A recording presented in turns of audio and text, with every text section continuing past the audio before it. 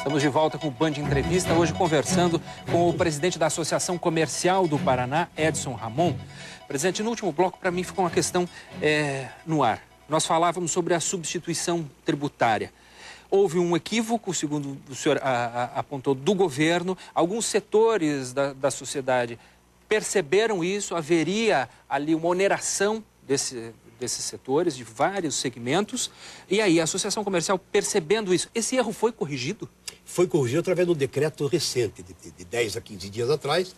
O governador Beto Richa, com o secretário Sebastiano da Fazenda, tiveram a sensibilidade de ouvi-los, de ouvir as classes produtoras, corrigiram a tal ponto, como eu falei, que hoje as micro e pequenas empresas paranaenses voltam a ser competitivas, com tratamento diferenciado melhor que os outros estados brasileiros, no que concerne a tributação menor do que os outros estados. Isso permite ou põe essas empresas numa condição melhor de competição. Agora, nós falávamos também no último bloco sobre a questão da burocracia do Estado. E nós temos já, o senhor citou muito bem, vem da nossa colonização, a cultura do não, e também vem da nossa colonização e de vários governos e da época do regime militar, uma burocracia muito grande do Estado. Tudo é difícil. Como é que pode se facilitar isso para a pessoa que quer hoje empreender, por exemplo? Temos que quebrar paradigmas. É cultura realmente dizer não, é cultura deixar para amanhã, é cultura estabelecido difícil. Tudo é difícil. É oferecer a dificuldade para vender a facilidade? Eu não diria isso, eu diria que realmente está enraizado, cristalizado na mente do brasileiro a cultura do não.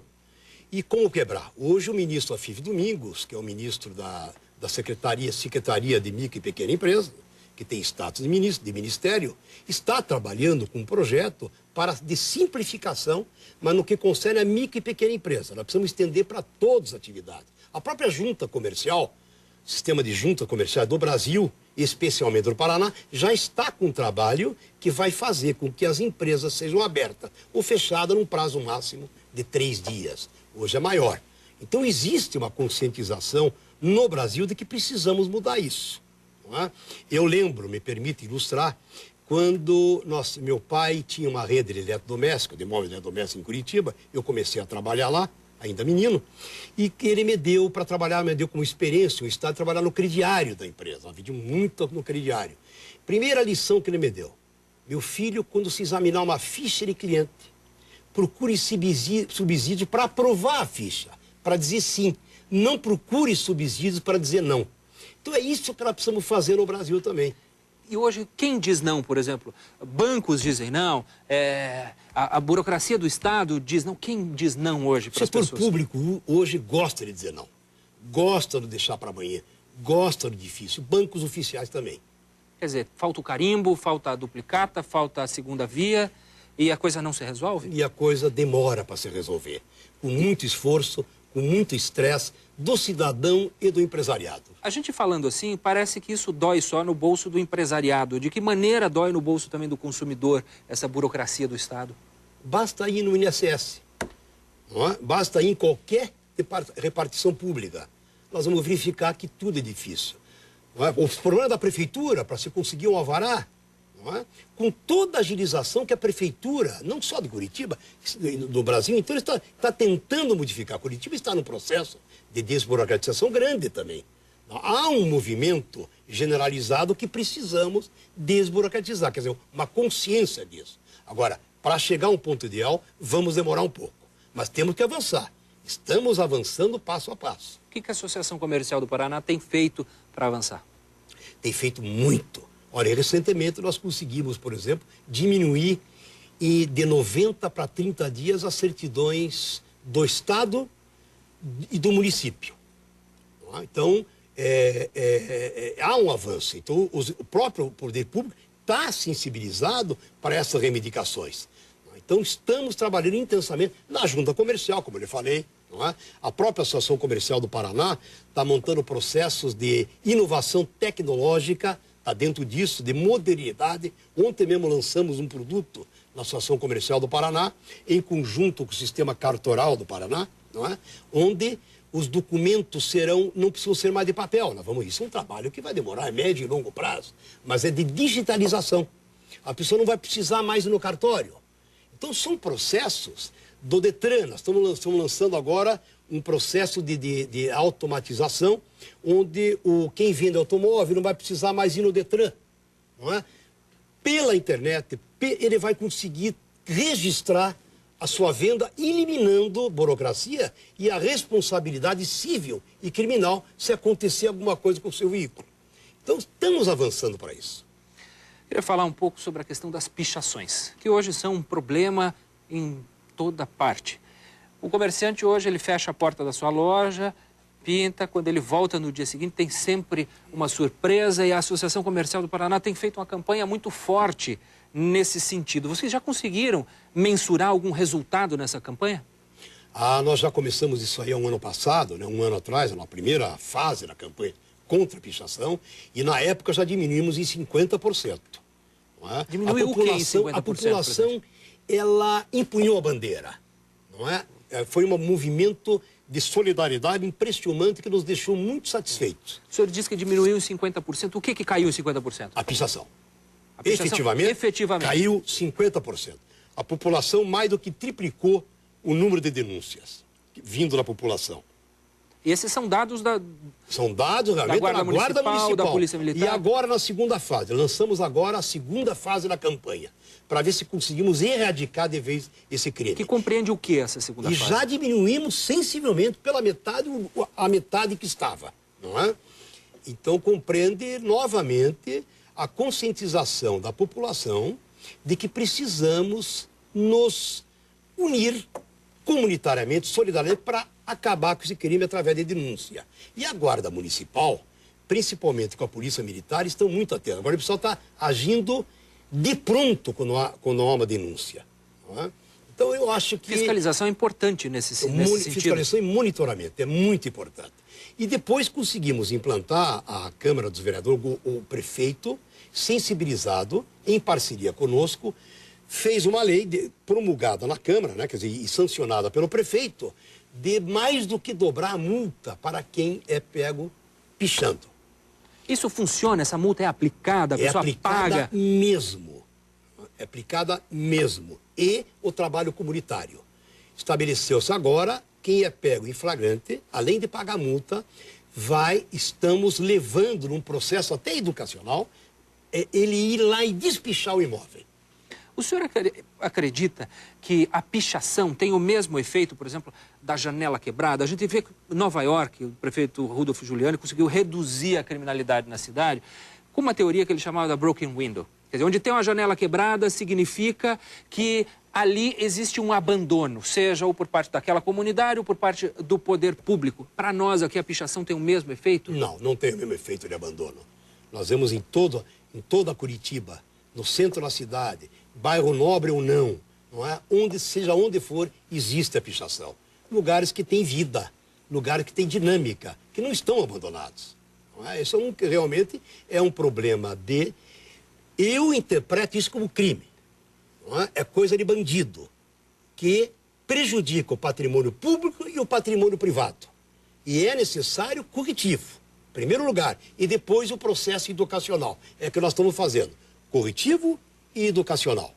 Mas a pichação não seria uma forma de arte, uma liberdade de expressão, presidente? Não, em absoluto. A pichação é crime, é enfeiar o que é bonito. Não é? Então, não podemos considerar a pichação como arte, não. Eu digo isso porque a Associação Comercial sempre teve também, uma de suas bandeiras, foi lutar pela liberdade de expressão. O que significa hoje lutar pela liberdade de expressão? Vamos voltar ao caso da pichação. Liberdade de expressão, se o jovem quer se manifestar através da arte, então vamos, por exemplo, estimular o grafiteiro.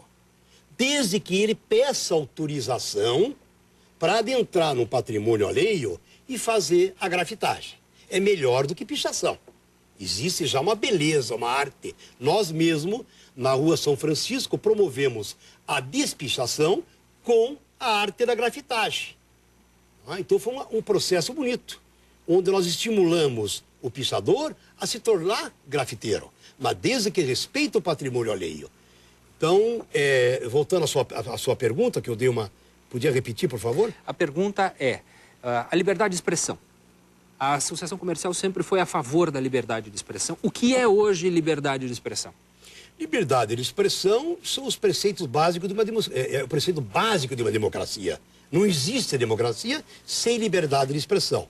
Isso está, inclusive, na defesa do no nosso estatuto, está prevendo que a Associação Comercial, em primeiro lugar, tem que defender a liberdade de expressão. E o que hoje o comerciante quer expressar?